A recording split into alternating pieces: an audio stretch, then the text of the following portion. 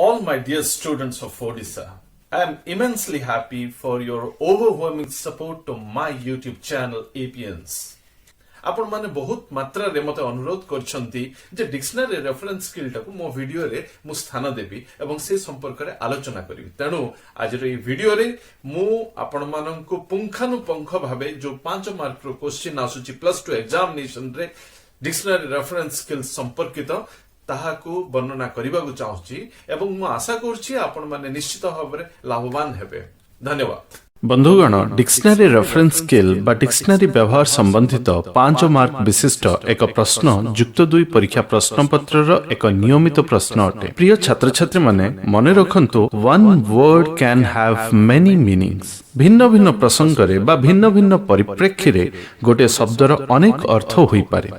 मोर भावना को बुझाइବାକୁ ଯାଇ ओडिया रे 2टी वाक्य आपण मानक आगे थोइबा उचित मने करछि। प्रथम वाक्यटी हला से माटी हांडीरू पानी ग्रहण कले और द्वितीय वाक्यटी होछि से विवाह वेदी रे कन्यार पानी ग्रहण कले। प्रथम वाक्य रे पानीर अर्थ जल बा वाटर को बुझाए और द्वितीय वाक्य से विवाह वेदी रे कन्यार पानी ग्रहण कले वाक्यटी रे पानीर अर्थ हस्त बा हाथ को बुझाउछि। ठीक सही परि in English also one word can have many meanings, अर्थात इंग्रजी रे मध्य गोटे शब्दर एकाधिक अर्थ बाहरी पारे।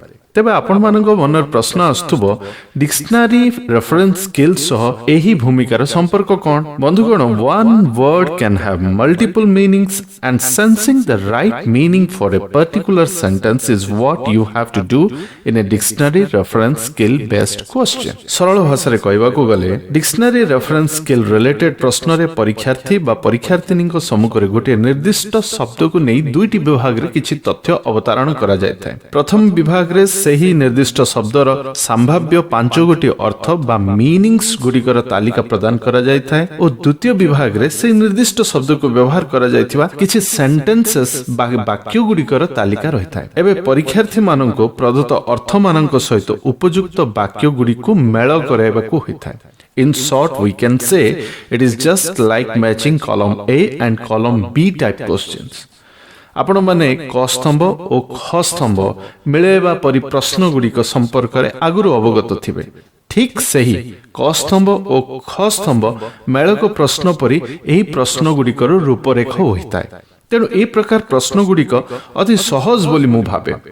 तेबे चलंतु एक उदाहरण प्रश्न को समाधान करी एपरि प्रश्न पय व्यवहृत समस्त कौशल संपर्क रे अवगत हेबा। प्रश्नटी हला a dictionary gives the following meanings for the word force, match each meaning with its corresponding sentence given below. एठार एक निर्दिष्ट शब्द अर्थात फोर्स र 5 प्रकार अर्थ प्रदान करा जायछि।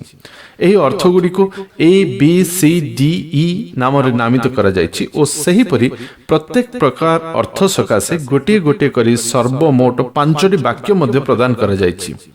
किंतु वाक्य गुड़िकर नंबरिंग बिट आई, बिट 2, बिट 3, बिट 4 और बिट 5 नाम रे नामित करा जायछि।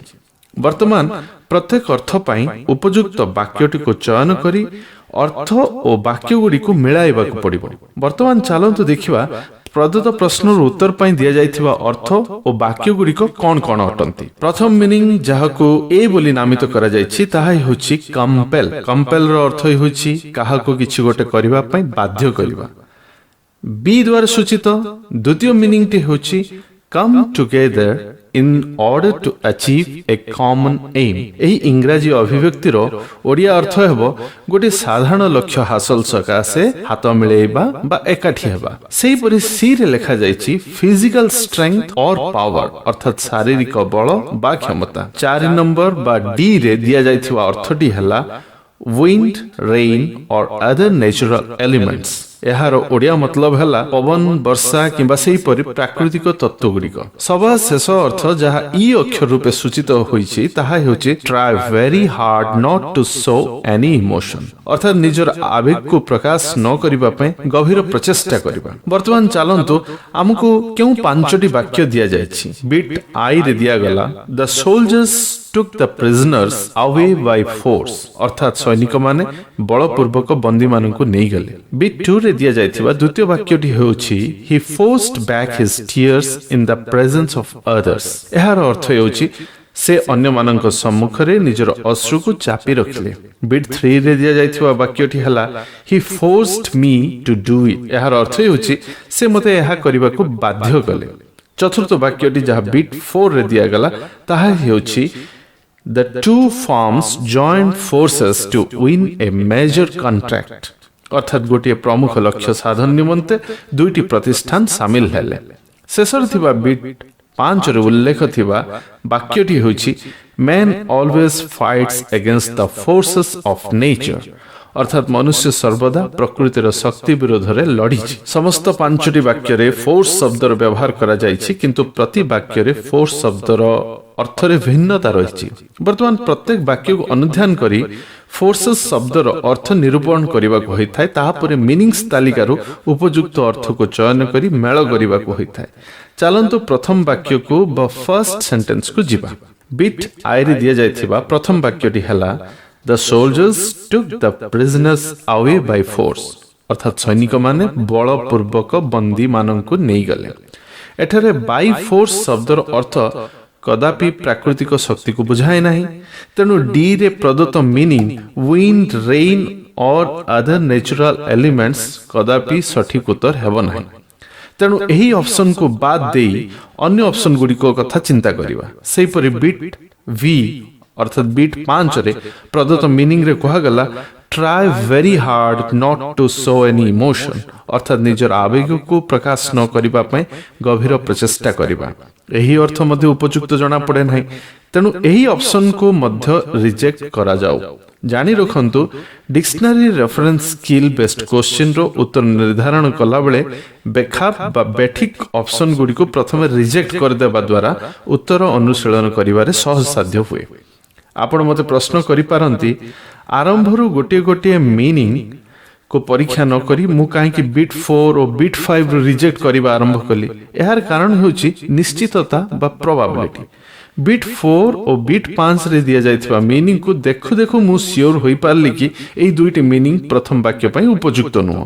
तेणु सेई दुईटी ऑप्शन को आड़े देला परे बाकी ऑप्शन मानक विषय चिंता करिबा अधिक उपयोगी मने कली। वर्तमान बाकी थिबा तीनोटी ऑप्शन गुडी करू प्रथमटी हला कंपेल, द्वितीयटी come together in order to achieve a common aim और तृतीय मीनिंग टी हला फिजिकल स्ट्रेंथ और पावर।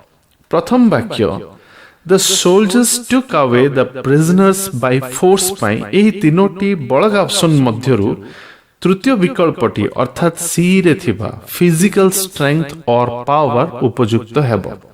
आपण मानक भितर किछि छात्र बा छात्री प्रथम ऑप्शन ए रे थिबा कंपेल को हुए तो ठीक उत्तर बोली भाबी पारंती किंतु एहा संभव नुह। कारण कंपेल रो अर्थ हेउछि बाध्य करिबा ओ एहा एक वर्ब बटे। किंतु वाक्यटे रे जेतेबेले कहा गला the soldiers took away the prisoners by force एठार फोर्स एक नाउन नटे।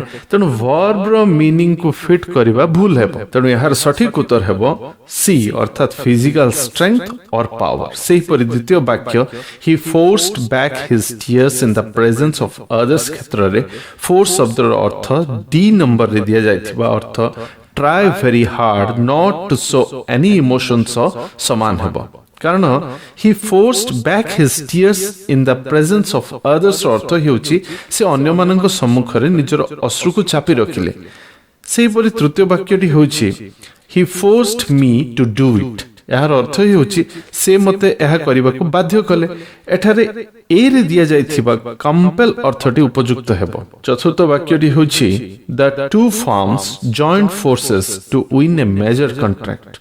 अर्थात गोटे प्रमुख लक्ष्य साधन निमंते दुईटी प्रतिष्ठान सामिल हेले। जॉइंट फोर्सेस बा सामिल हेबा अर्थ रे बी रे प्रदत्त अर्थ come together in order to achieve a common aim सठिक उत्तर हेबो। शेष वाक्य man always fights against the forces of nature अर्थात मनुष्य सर्वदा प्रकृतिर शक्ति विरोध रे लड़िछि पई डी रे दिया जाइथिबा अर्थ विंड रेन और अदर नेचुरल एलिमेंट्स ठीक खाप खाइबो। एतिकी मानसिक विवेचना परे शेषको आम उत्तर लिखिबा। प्रिय छात्र छात्री, if you love my classes then share the channel APN'S with your juniors. Take care.